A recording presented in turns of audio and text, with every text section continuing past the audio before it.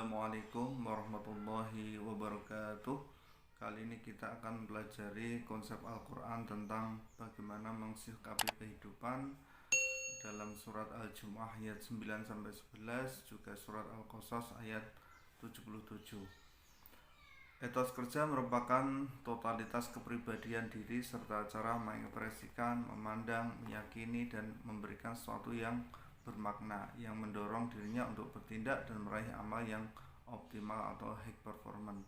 Jadi apabila etos kerjanya itu bagus, insya Allah hasil kerjanya itu juga maksimal. Tapi jika etos kerjanya rendah, maka hasil kerjanya pun, amalnya pun juga akan asal-asalan. Dalam surat Al-Jumu'ah ayat 9-11 Allah berfirman, Ya ayyuhalladzina amanu idza nudiya lis-salati min yaumil jumu'ati fas'au ila dzikrillahi wa darul bai' dzalikum khairul lakum in kuntum ta'lamun. Fa idza qudiyatis salatu fantashiru fil ardi wabtaghu min fadlillahi wadhkurullaha katsiran la'allakum tuflihun. Wa idza ra'aw tijaratan aw lahwan faddu ilaiha wa tarakuka qa'ima qul ma 'indallahi khairum minallahi wa minat tijarah wallahu khairur raziqin. Yang artinya, hai orang-orang beriman, apabila diseru untuk menunaikan sholat Jumat, maka bersegeralah kamu kepada mengingat Allah dan tinggalkanlah jual beli. Yang demikian itu lebih baik bagimu jika kamu mengetahui. Ayat 10, apabila telah ditunaikan sholat, maka bertebaranlah kamu di muka bumi dan carilah karunia Allah dan ingatlah Allah banyak-banyak supaya kamu beruntung. Dan yang ayat ke-11, dan apabila mereka melihat perniagaan atau permainan, mereka bubar untuk menuju padanya, dan mereka tinggalkan kamu sedang berdiri berkhutbah. Katakanlah, apa yang di sisi Allah lebih baik daripada permainan dan perniagaan, dan Allah sebaik-baik pemberi rezeki. Surah Al-Jumu'ah ayat 9-11. Allah SWT telah memilih hari Jumat sebagai hari besar untuk peribadatan bagi kaum muslimin, karena pada hari ini Allah telah menyempurnakan penciptaan makhluknya. Panggilan untuk melaksanakan sholat Jumat itu sangat tegas, bahkan seseorang yang sedang berniaga pun harus menghentikan aktivitas perniagaannya dan bersegera memenuhi panggilan muadzin untuk melaksanakan ibadah sholat Jumat. Menunaikan ibadah sholat Jumat merupakan kewajiban bagi laki-laki yang mukmin mukallaf. Kalau belum balik berarti belum wajib ya. Panggilan untuk melaksanakan sholat Jumat, petunjuk ayatnya sangat tegas. Bahkan orang yang sedang berniaga pun harus ditinggalkan dan bersegera memenuhi panggilan muadzin dan meninggalkan semua pekerjaannya untuk segera sholat Jumat. Al-Quran secara tegas memberi dorongan kepada umat Islam agar memiliki etos kerja tinggi untuk tampil sebagai pekerja keras dan berprestasi. Untuk menggapai keberuntungan hidup, tidaklah hanya cukup tenggelam dalam masa ritual formal ibadah mahdhah, sholat, terus berdoa, ngaji. Tidak hanya itu, tapi juga harus bekerja ya. Tapi hendaknya dimanifestasikan dalam ibadah aktual. Pada tafsiran ayat Fantashiru fil ard, bertebaranlah di muka bumi, seharusnya mampu memberikan efek batin berupa ilham untuk menjadikan orang mukmin sebagai sosok manusia yang memiliki prestasi tinggi, achievement yang tinggi ya, prestasi tinggi ya. Yang di dalam ayat tersebut dinyatakan dengan carilah karunia Allah. Jadi carilah itu ya kita harus ini bergerak ya. Tidak diam saja hanya berdoa, tapi harus bergerak. Jadi ayat ini harus dilihat dalam pengertian dan tafsiran yang memberikan makna real workable, sehingga umat Islam menjadi sosok umat pilihan yang punya potensi mencapai amal prestasi yang dibanggakan dan berdimensi luas. Orang mukmin yang beretos kerja tinggi hendaknya dilandasi spiritualitas yang kuat dan istiqomah yang dalam ayat itu dilambangkan dengan berzikir yang banyak. Niscaya akan berpeluang besar meraih keberuntungan dan kesuksesan. Jadi selain bekerja keras, tapi juga tidak melupakan Allah, senantiasa berzikir pada Allah. Zikir itu kan sambil bekerja pun juga bisa ya. Jadi tetap harus mengingat Allah. misalnya ada suatu masalah, ya ingat Allah. Uh, Terus senantiasa lisannya juga berzikir pada Allah.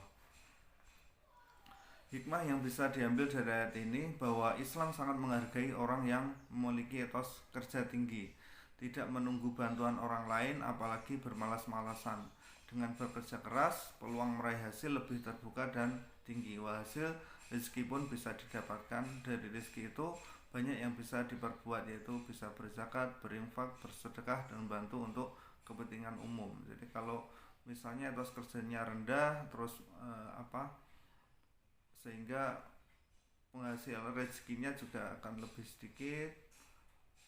Terus ini ya, mau berzakat nggak bisa, mau bersedekah nggak bisa, mau berhaji juga nggak bisa. Jadi Islam menganjurkan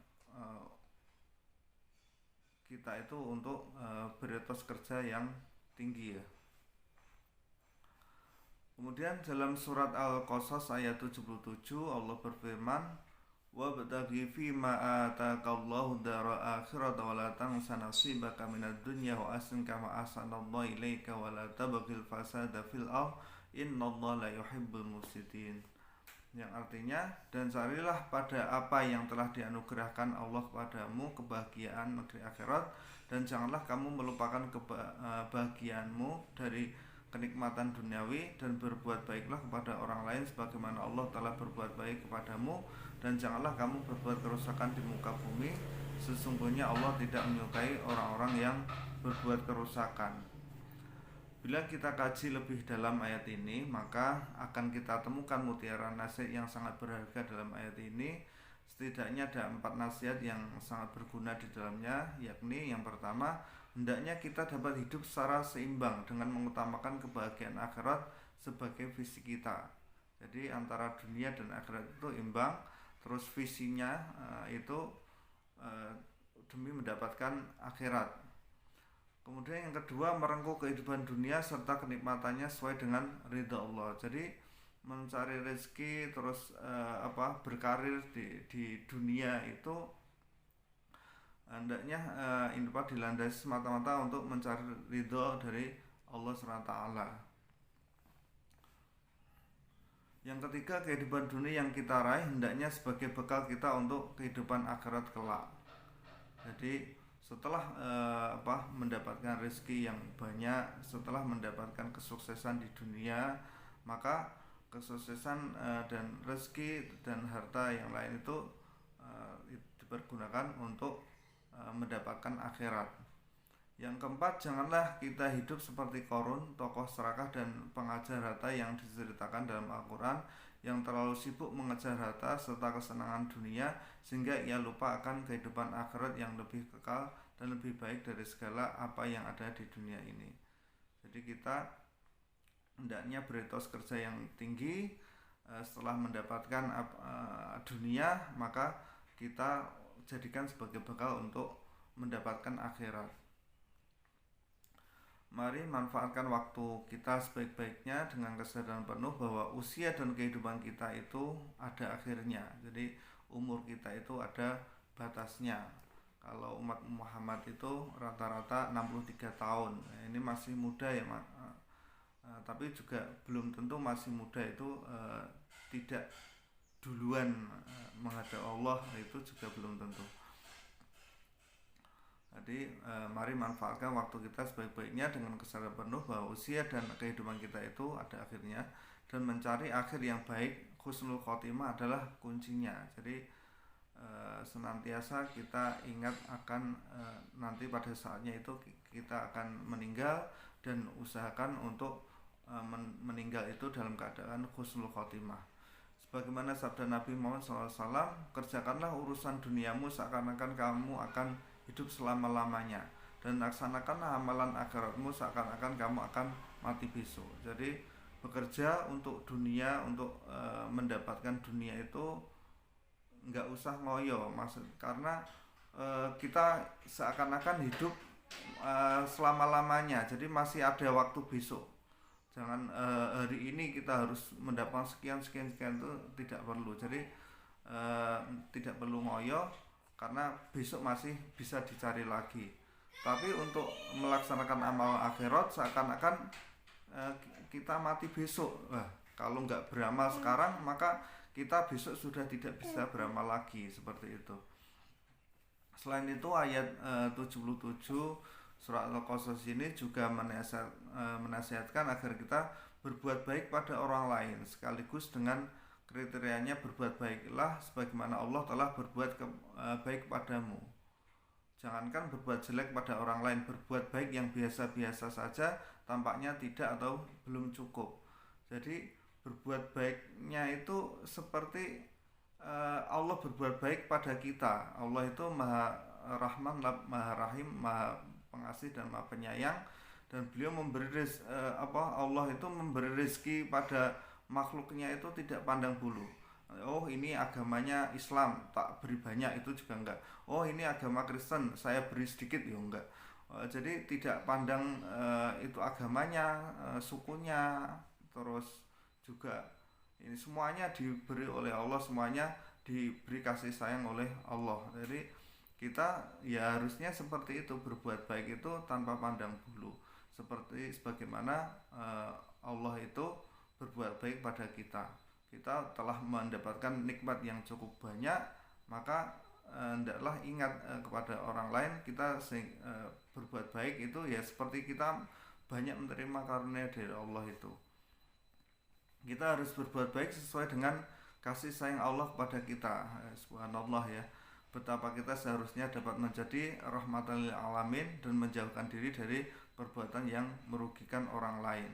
Pada akhir ayat, Allah menutup ayat ini dengan larangan bagi setiap manusia agar mereka tidak membuat kerusakan, tidak semena-mena memperlakukan manusia lain, makhluk lain, dan juga lingkungan, sehingga semua menjadi rusak dan meninggalkan warisan yang sia-sia bagi penerus kita.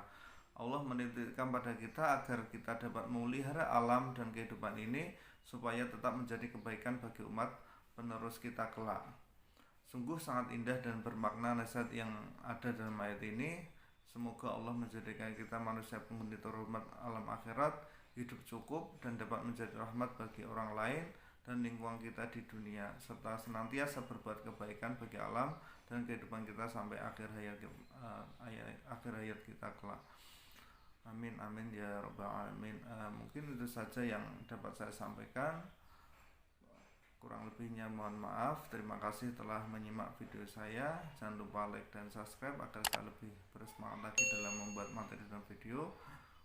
Wabillahi taufiq wal hidayah wa ridha wal inayah. Wassalamualaikum warahmatullahi wabarakatuh.